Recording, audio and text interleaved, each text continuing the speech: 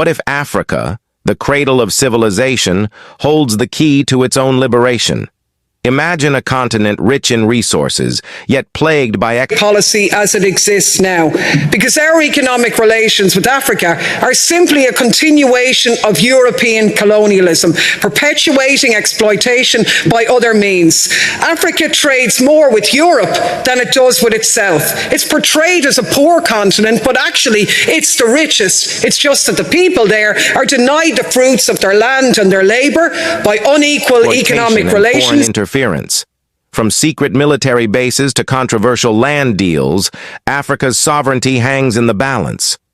But is there a spark of hope amidst the darkness? Can African leaders rise to the challenge and reclaim control over their destiny? Will the continent emerge victorious or succumb to the forces that seek to exploit it? Imagine amidst the controversies around, do you know that are still several African countries currently have foreign military bases on their soil? These bases, often hidden from public view, and one would think, does this symbolize the struggle for control over Africa's strategic resources and territories? Djibouti.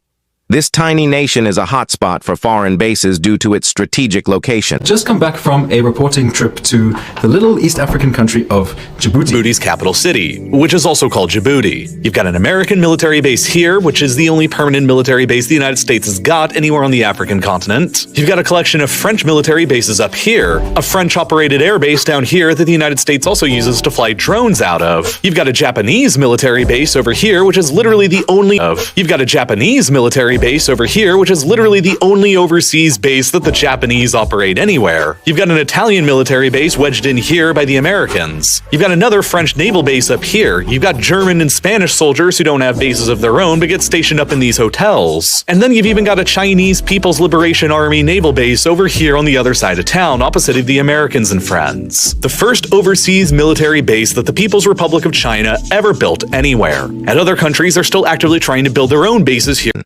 France since 1888, USA since 2002, China since 2016, Italy since 2012, and Japan since 2011 all have bases here. Yet that hasn't stopped threats like terrorism and maritime piracy from causing trouble in the Red Sea, and extremist groups like Al-Shabaab from operating in neighboring Somalia.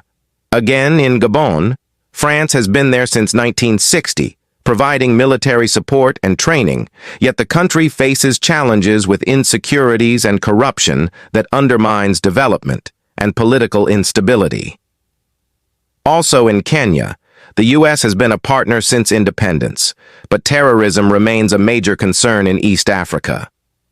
Al-Shabaab militants continue to launch attacks in Kenya, targeting civilians and security forces. Additionally, intercommunal violence occasionally flares up over competition for scarce resources. What about Somalia? The USA has had a presence in Somalia since 2007 to combat Al-Shabaab, which they are still battling with for years. Other countries joining in, like Italy, Turkey, and the UK, also contribute troops to peacekeeping missions. Still, the fight for stability continues. Al-Shabaab controls swaths of territory, carrying out deadly bombings and assassinations. On top of that, Somalia faces food insecurity due to ongoing conflict and drought, even in Ghana. In Ghana, we have allowed the United States of America to establish its military base on our soil. Under the agreement which allows the U.S. to establish this military base, our head of state is stopped from entering that territory. The U.S. military base is not accessible even to the head of state. As if that was not enough, in the agreement, we have committed to an arrangement under which if U.S. soldiers come to Ghana and kill Ghanaians, Ghanaians cannot go to court to ask for redress. We have committed ourselves to an arrangement under which property destroyed by U.S. soldiers in Ghana, if your property is destroyed by U.S. soldiers in Ghana, you cannot go to court. We have given our frequencies for the use of the U.S. military for free. Our frequencies are given to the U.S. forces for free. When Ghanaians have to pay millions in order to get frequencies to establish radio stations and television stations and so on, the U.S. can take it for free. Excuse me. Under the agreement, U.S. soldiers entering Ghana are not subject to inspection. They are not subject to search. You can't search them. You can't look through their bags. You can't examine what is on their body. And when they leave, they are also not subject to customs inspection. They cannot be searched. U.S. soldiers do not need passports to enter Ghana. They don't need passports to enter Ghana. All they need is their ID cards. Under these circumstances, we have given U.S. soldiers privileges way and above diplomats.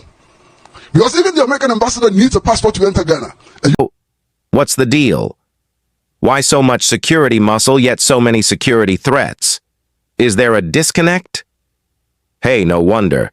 Burkina Faso, facing relentless jihadist attacks, demanded the complete withdrawal of French troops stationed in their country. This decision came after months of rising anti-French sentiment and frustration with the ongoing violence. Also in Senegal, that France has maintained a military presence in since their independence in 1960. Speech that took shots at France. We're past the time when Africans could be manipulated by any people under any regime. And this feeling, which is evident today, has always been present from independence to the present day.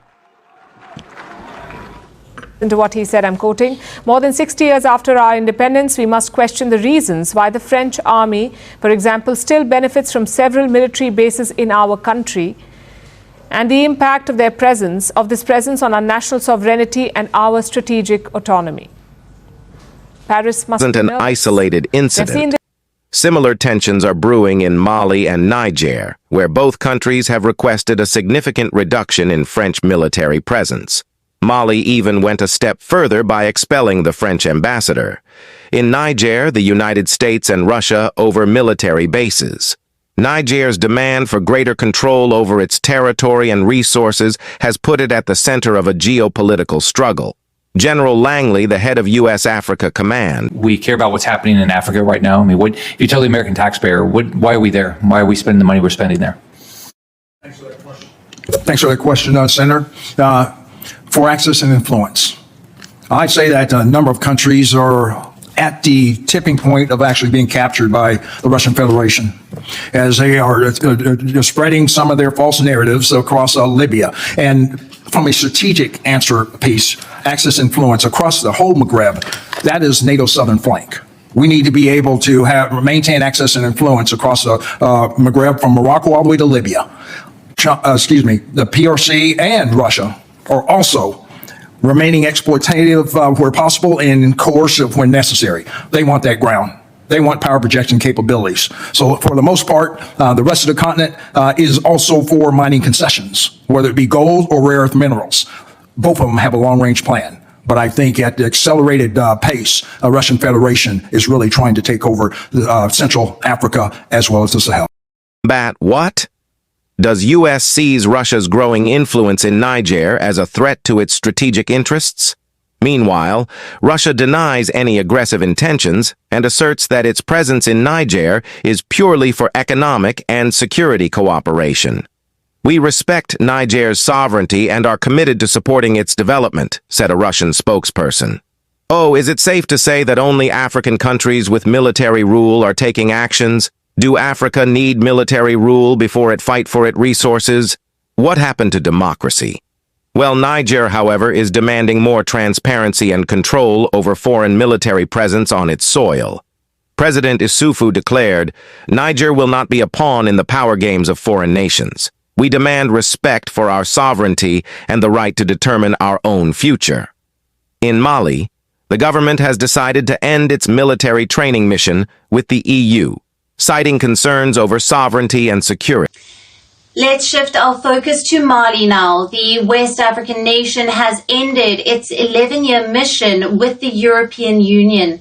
Now, the European Union has announced withdrawal of the military training mission from Mali amid the deteriorating ties between the bloc and the country's military junta.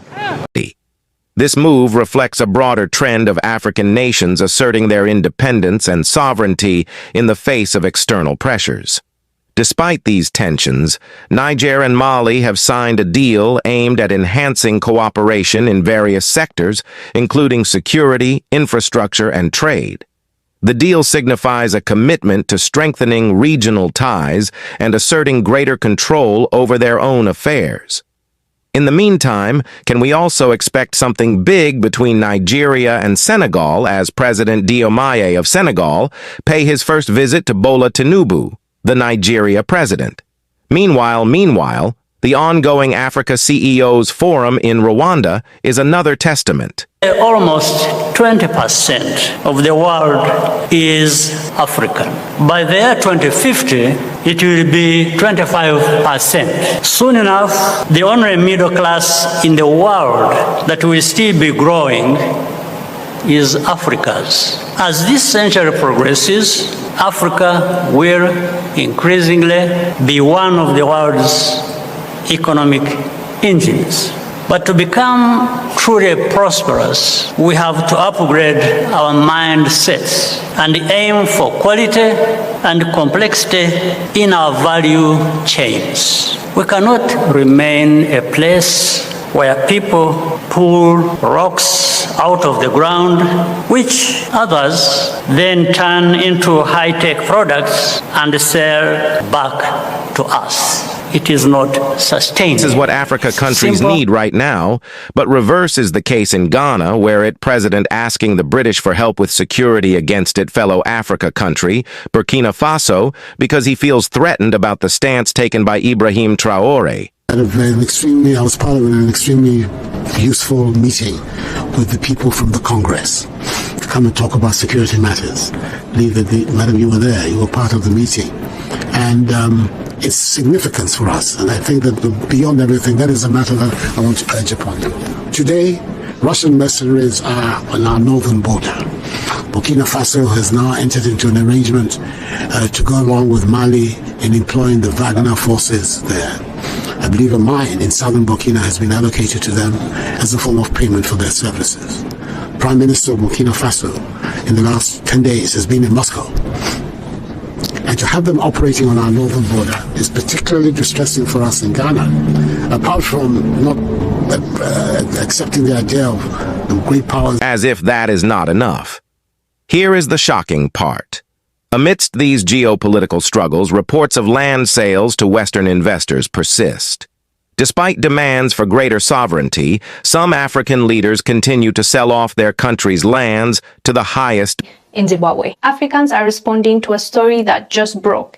It is about a UAE company securing land in Africa the size of the UK for the controversial carbon offset projects. CNN reported that Zimbabwe's environment minister signed away control over a staggering amount of land, almost 20% of the country's land. 20% of the country's land. Just let that sink in. That is a lot of land that they have just given to a UAE company. Land nearly equivalent to the size of the United Kingdom across 5 African nations. That's not just Zimbabwe. It includes Kenya as well and other 3 countries. So in total, 5 African countries have signed up for this and have sold their land to this company. Zimbabwe has sold 20% of their land to this company. Liberia has sold 10%, but the Liberia one is still... This land often holds valuable resources like minerals, oil, and fertile soil. Critics fear these land deals could lead to exploitation and unequal benefits for African nations. As such, this issue of land grabs resonates deeply. As Palestinian activist Hanan Ashrawi once said, land is the basis of freedom, justice, and equality. Yet African leaders are selling off vast hectares of land to Western investors, which is echoing almost exactly the struggles of Palestine against Israel's occupation. The question is, are African leaders truly prioritizing the long-term interests of their people, or are they succumbing to external pressures for short-term gains? Hold on tight. We just peeled back the layers on Africa's complex situation: foreign military bases, lingering security threats, and land deals raising eyebrows. Where do we go from here? Are young African leaders the answer? What kind of leadership does the continent need to move forward? We heard about millions of hectares being sold. Is this just the tip of the iceberg? What safeguards are needed to protect African land and resources? Do foreign military bases truly bring lasting security to Africa, or are they part of a bigger game? Hit the comments and share your opinions, even the unpopular ones. This is about finding solutions for a strong and prosperous Africa. Remember, knowledge is power.